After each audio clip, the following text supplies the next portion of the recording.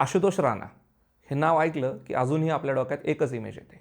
डोळ्यातलं वेड, आवाजातली थंडी आणि मनात घर करणारी भीती. दुश्मन, संघर्ष या चित्रपटांमधलं त्यांचं कॅरेक्टर म्हणजे आपल्या पिढीला झोप न लागण्याचं कारण. मग प्रश्न असा पडतो, हा माणूस कॉमेडी करू शकतो का? आणि उत्तर आहे 1 2 चा चा चा. हा चित्रपट हे सिद्ध करतो की आशुतोष राणाला कॉमिक बोन नाही तर पूर्ण स्केल्टनच कॉमिक आहे, आणि तरीही थोडंसं भयंकर. 1 2 चा चा चा हा स्ट्रेट फॉरवर्ड कॉमेडी नाही, हा आहे comedy of errors, road movie आणि केऑस ड्रिव्हन स्लॅपस्टिक. प्रियदर्शन आणि बाझमी स्कूलमधून आलेली ही कॉमेडी लॉजिकपेक्षा सिच्युएशन्सवर जास्त विश्वास ठेवते, आणि म्हणूनच हा सिनेमा काही लोकांना खूप आवडेल आणि काही लोकांना पूर्ण इरिटेट करेल. कथा काय आहे तर कथा सुरू होते मोतीहारी, बिहारमध्ये. जयस्वाल कुटुंबात लग्नाची तयारी चालू आहे. संजू म्हणजे ललित प्रभाकर घरातला मोठा मुलगा, त्याचं एंगेजमेंट झालेलं आहे, आणि त्याच वेळेला घरातला अविवाहित बायपोलर काका म्हणजे वेद प्रकाश जयस्वाल म्हणजेच आशुतोष राणा घोषणा करतो, मला पण लग्न करायचं आहे. घरात ऑकवर्ड सायलेन्स. डॉक्टरचा सल्ला येतो, वेदला रांचीमधल्या मेंटल इन्स्टिट्यूटमध्ये दाखल करा. मग सुरू होतो एक प्रवास. 2 भाचे, एक मित्र, एक अनकॉन्शियस काका आणि एक व्हॅन. आणि या रोड जर्नीमध्ये हळूहळू गोष्टी ॲड होत जातात. सस्पेंडेड नार्कोटिक्स ऑफिसर, शोमा नावाची डान्सर, भुरा सिंग नावाचा क्रिमिनल आणि ओव्हर इन्थ्युझिस्टिक पोलीस ऑफिसर. केव्हाच वाढत जातो. स्टोरी सरळ रेषेत न जाता पूर्ण झिगझॅग जाते. रायटिंग ही इडिओटिक आहे की इंटेन्शनली ॲब्सर्ड आहे, इथेच सिनेमा 2 भागात फुटतो. एक बाजू म्हणते ही कथा मूर्ख आहे, लॉजिक नाही, कंटिन्युटी नाही. दुसरी बाजू म्हणते ही कॉमेडी आहे, रिअलिझम शोधायचाच नाही. खरं सांगायचं तर 1 2 चा चा चा रिअलिझम मागतच नाही. हा सिनेमा नोईंगली इडिओटिक आहे. प्रॉब्लेम असा आहे की कधी इंटेन्शनल ॲब्सर्डिटी चालते तर ती कधी फक्त नॉईज वाटते. हा चित्रपट दोन्ही करतो. आशुतोष राणा म्हणजेच फिल्मचा बॅकबोन. हा सिनेमा चालतो तो एकाच माणसामुळे, आशुतोष राणा. वेदप्रकाश जयस्वाल हा कॅरेक्टर पूर्ण इझिली कॅरिकेचर होऊ शकला असता, पण राणा तो ट्रॅप टाळतो. बॉडी लँग्वेज कंट्रोल्ड आहे, एक्सप्रेशन्स एक्झॅजरेटेड आहेत पण फेक नाहीत. डायलॉग डिलिव्हरीमध्ये रिदम आहे, तो विनोदी आहे, तो कधीही क्लाउन होत नाही.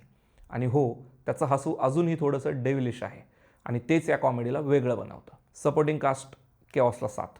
ललित प्रभाकर ग्राउंडेड, सिन्सिअर, बिलिव्हेबल आहे, तो अँकर आहे या वेड्या प्रवासाचा. अनंत विजय जोशी आणि हर्ष मायर टिपिकल कन्फ्यूज कझन्स आहेत, नॉईज करत नाहीत तर फ्लो सांभाळतात. अभिमन्यू सिंग भुरा सिंग म्हणून लिमिटेड स्कोपमध्ये इम्पॅक्ट टाकतो. मुकेश तिवारी छोटा रोल पण प्रेझेन्स स्ट्रॉंग. नायरा बॅनर्जी म्हणजे शोमा, एक refreshing character, self aware, confident आणि स्टेज डान्सर स्टेरियोटाईपपेक्षा जास्त. हा सिनेमा मेल डॉमिनेटेड आहे, पण त्यामुळे शोमासारखे कॅरेक्टर्स अजून हवे होते. डिरेक्टर्स अभिषेक राज खेमका आणि रजनीश ठाकूर जाणीवपूर्वक सटल कॉमेडी करत नाहीत. हे लाऊड आहे, केओटिक आहे, मेसी आहे. रोड मूवीज असल्यामुळे फिल्म थोडी स्ट्रेच वाटते, पण कॅरेक्टर केमिस्ट्री ते स्ट्रेच सांभाळते.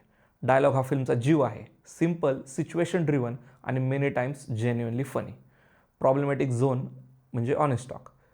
हा सिनेमा काही अनकम्फर्टेबल गोष्टी करतो. वेदला पागल म्हणून स्टेजवर उभं करणं, क्राऊड ह्युमिलेशन, नेम कॉलिंग हे सगळं स्लॅपस्टिकच्या नावाखाली येतं, पण ते आजच्या काळात ते थोडंसं डिस्टर्बिंग वाटू शकतं. एक सीन तर असा आहे जो कॉमेडी कमी आणि बॅड टेस्ट जास्त वाटतो. हा फिल्म एक अनसोफिस्टिकेटेड युनिव्हर्स दाखवतो जिथे एम्पॅथी कमी आहे, आणि ते सगळ्यांना कम्फर्टेबल वाटेलच असं नाही.